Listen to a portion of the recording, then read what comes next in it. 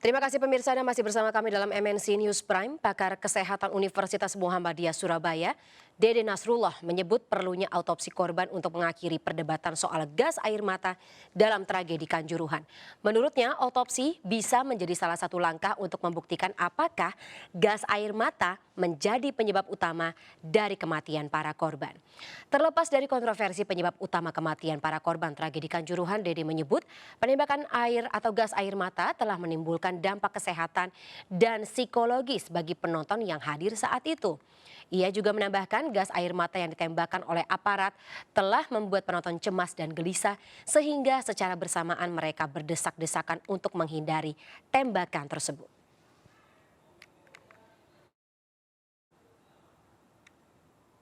Kita lanjutkan kembali pemirsa dialog bersama dengan Komisioner Komnas HAM Khairul Anam, kemudian ahli toksikologi forensik Universitas Udayana Imade Agus Gelgel Wirasuta dan juga keluarga dari korban atau penyintas stadion. Maksud kami dari tragedi Stadion Kanjuruhan, Dian Sabastianto. Bapak-bapak masih bersama kami ya? Iya, siap. Baik, Ya. Pak Anam. Tadi dari penjelasan Prof. Gelgel, kemudian juga keterangan dari korban, para penyintas yang sebagian besar dari mereka masih merasakan efek dari tragedi Stadion Kanjuruhan. Apakah ini juga menjadi bagian atau pertimbangan investigasi Komnas HAM ke depannya? Ya, sejak awal kami menemukan itu semua. Ya, sejak awal kami menemukan itu semua. Makanya begini sebenarnya soal gas air mata itu. Gas air mata itu sendiri sebagai satu objek ya, sebagai satu barang, dia memang harus diteliti berhubungan dengan kondisi korban baik yang meninggal maupun yang luka-luka.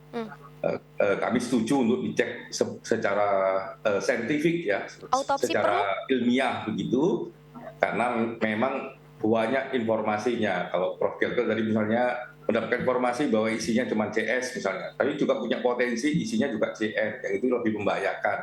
Nah, silakan nanti memang kita harus berangkat dari sesuatu yang sifatnya saintifik. Itu yang pertama, sebagai satu gas yang mengakibatkan secara langsung misalnya. Tapi kalau dalam konteks yang lebih luas, sebenarnya tragedi kemanusiaan ini ya itu kalau seandainya nggak ada penembakan gas air mata juga nggak akan terjadi kepanikan dan sebagainya, sehingga orang masuk ke lorong pintu dan sebagainya, desak-desakan dan akhirnya juga meninggal. Apalagi kalau penembakannya memang ada di tribun, termasuk juga di bajunya dan sebagainya masih ada residu di situ, masuk ruangnya sempit dan sebagainya, pintunya yang dibuka juga sangat kecil, berdesak-desakan, mata sakit, dada sesak, itu yang dirasakan. Yang kami dapat keterangan maupun kami lihat di videonya. Jadi memang ini soal gas air mata memang harus kita cek secara saintifik, dan kami sendiri dengan teman-teman Aremania sedang memasukkan beberapa temuan soal gas air mata itu ke laboratorium untuk dicek secara saintifik apa isinya dan apa kira-kira konsekuensi dari itu. Perlu autopsi ulang nggak, Pak? Perlu autopsi ulang, Pak Anam, kepada para korban meninggal? Kalau otopsi ulang untuk menjawab penyebab kematian, ya itu tergantung keluarga. Ya, kami menghormati karena ini luka yang mendalam dan sebagainya. Tapi sebenarnya juga dengan melihat kandungan gas air mata dan sebagainya, dan sekuen dinamika yang ada di lapangan, ya, dan kepanikan masuk ke ruang itu sebenarnya juga bisa dilihat penyebab kematiannya itu apa. Nah, itu pilihan-pilihan sebenarnya, karena banyak kasus yang ada otopsi dan tidak ada otopsi. Ya silakan aja. Tapi memang salah satunya juga penting adalah menguji gas air matanya ini secara saintifik, baik yang sudah digunakan maupun sebelum digunakan, maupun yang ditemukan oleh masyarakat Malang, Aremania dan sebagainya di lapangan, sehingga kita bisa mengukur gas air mata itu sifatnya kayak apa, kandungannya apa. Karena dari pabrik satu dengan pabrik yang lain kandungannya juga berbeda-beda, karakternya juga berbeda-beda. Dan jenis Nah, apa yang digunakan oleh polisi ya? Pendekatannya harus saintifik gitu. Baik. Dan jenis apa saja yang digunakan oleh polisi kemarin? Yang kami pastikan begini, dinamika di lapangan itu sebenarnya terkendali sampai menit ke-15. Seandainya bersabar saja, ya sampai menit ke-30 itu peristiwa kayak begini nggak akan terjadi. Ini kan setelah di atas 20, karena sudah mulai ada penembakan gas air mata, semuanya jadi panik. Padahal sebelum-sebelumnya Coba lihat yang supporter santai keluar menuju tribun, yang teman-teman tentara, teman-teman polisi juga kelihatan santai menggeser supporter. Itu yang menjadi titik krusial kalau tadi dikatakan apa penyebab dinamikanya memang gas air mata. Nah, kalau dari penelusuran Komnas HAM yang bikin tidak santai awalnya seperti apa? Kalau kami melihatnya adalah pembacaan yang berbeda dalam situasi di luar stadion dan di dalam stadion, maksudnya menghadapi huru-hara secara umum dan menghadapi dinamika di stadion. Protapnya Jadi beda ya? warna merah, warna kuning, warna hijau itu memang harusnya ditafsirkan berbeda. Dan yang paling penting begini sebenarnya, ketika saya tanya, ini sebenarnya teman-teman kepolisian maupun teman-teman Zipur ya, yang di Malang, kedepannya mau bagaimana? Mereka bilang sebenarnya kedepannya ya ini biarlah sepak bola ini diurusin sama penyelenggara sepak bolanya. Jadi perbaikin tata kelolanya. Jadi kalau tugas kepolisian ya menjaga keamanan supporter dari rumah menuju ke rumah sampai pintu gerbang area stadion misalnya begitu. Area stadion.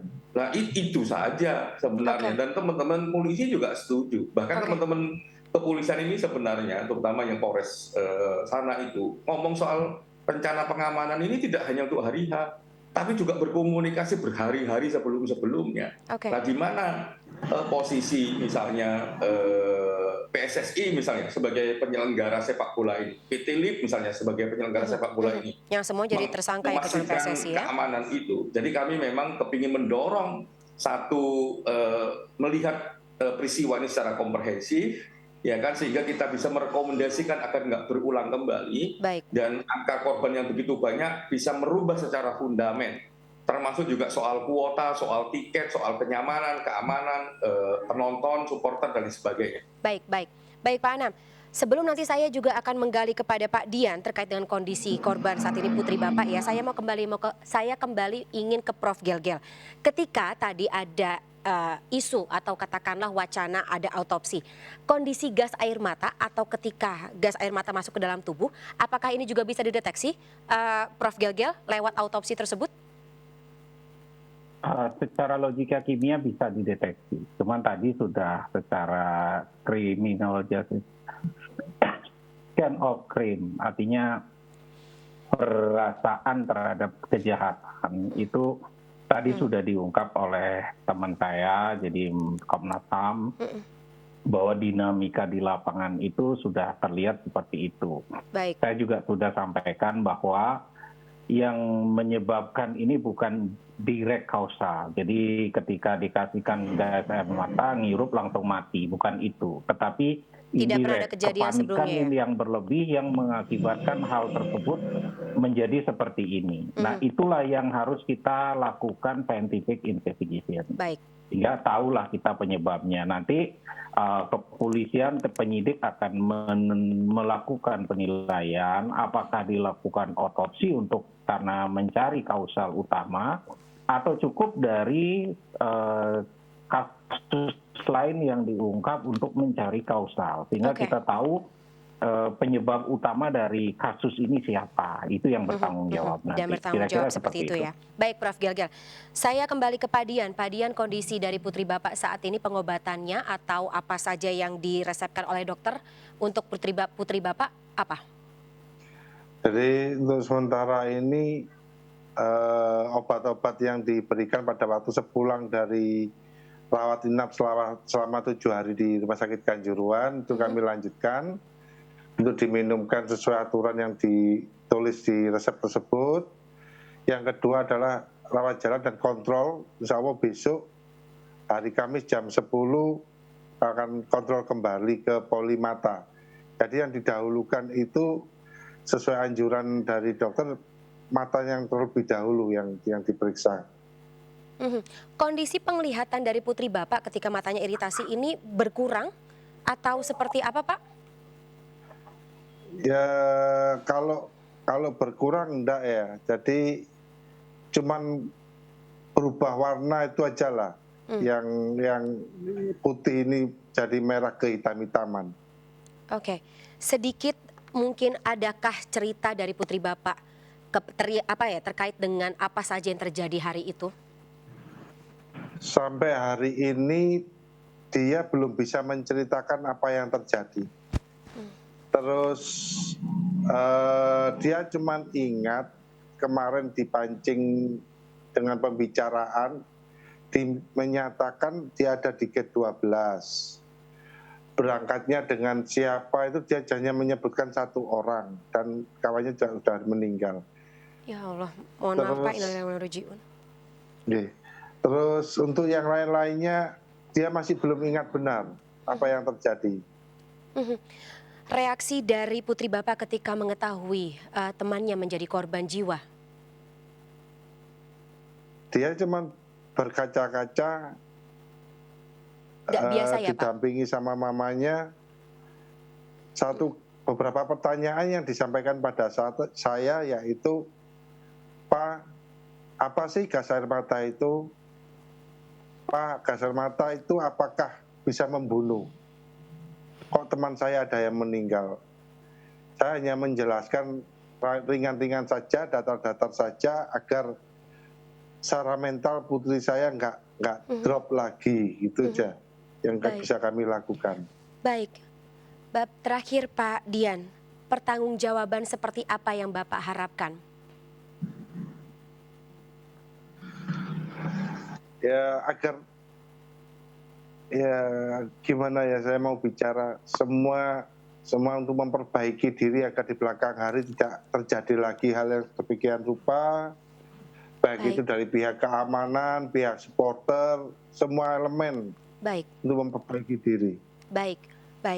Saya harapkan juga seperti itu Pak. Sebelumnya saya mengucapkan terima kasih atas waktu Pak Dian, Pak Anam dan juga Prof. Gilgil dalam MNC News Prime malam hari ini. Sehat selalu Bapak-Bapak semuanya. Terima kasih sekali lagi atas waktunya. Sampai jumpa.